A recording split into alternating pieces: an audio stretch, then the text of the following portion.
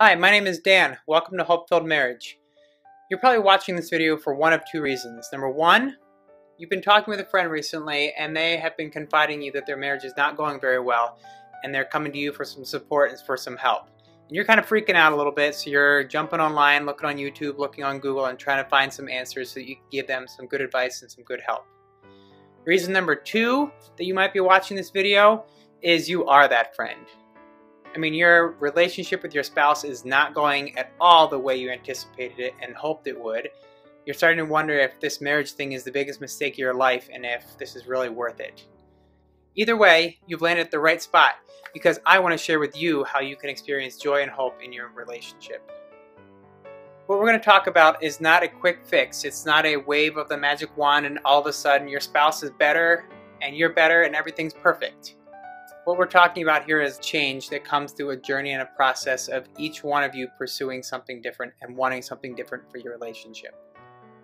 So step number one is to evaluate what you want. Have you ever wanted something really, really bad and then you finally got it and you were like, yes, I got it. And then you have the disappointment of realizing, you know what, it wasn't all that you cracked it up to be in your head. It wasn't everything you blew it up to be and you thought it was going to be, and you were disappointed. In order to really be happy, you need to be willing to assess whether what you want is really what you should get. And in other words, what I'm trying to say is you need to take a hard look at that which you're pursuing and that which you're really, really telling yourself in your head, this is what I need, this is what I want. And you need to look at it and say, is that really what's best for me?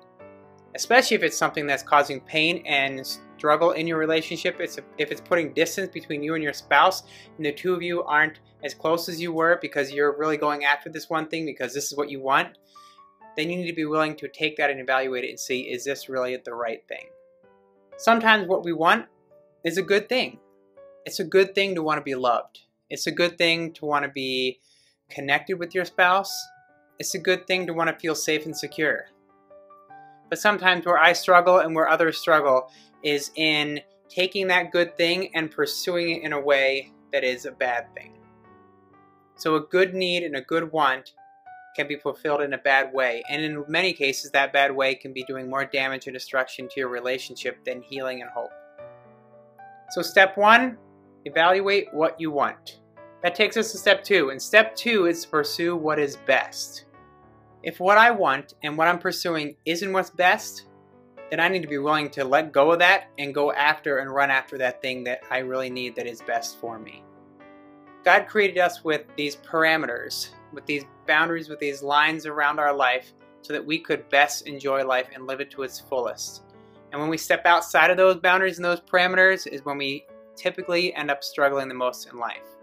The reason I'm most unhappy in my life at times is because what I want is either something that God doesn't want for me, or I'm trying to get what I want in a way that doesn't bring honor and glory to God and doesn't respect my spouse or doesn't help my relationship with her grow.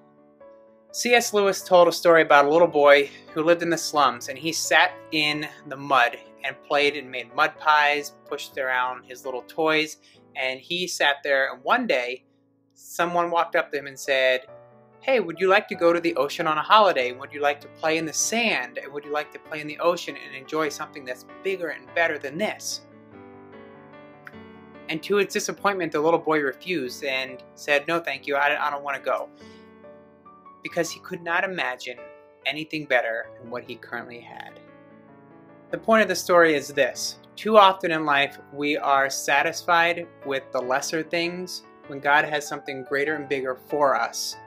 If only we would be willing to let go of that which we're holding on to, which we think is the most important, and pursue a better thing. So if you or your friend want to begin this journey of having a relationship that is full of happiness, I encourage you to take these two steps and begin to apply them to your life. And I promise you, as you do that, you will begin to experience happiness and joy and peace in your relationship like you never had before. So thank you for watching. Make sure you subscribe to my channel here on YouTube so you can keep up to date with all the latest videos. Also run over to my website, danschmoyer.com, and subscribe there. I have an awesome free ebook for you. It's called How to Experience Hope in your difficult relationships. Make sure you check back so you can keep in touch with everything that's going on. Remember, evaluate what you want, pursue that which is better, and you'll begin to experience happiness in your relationships.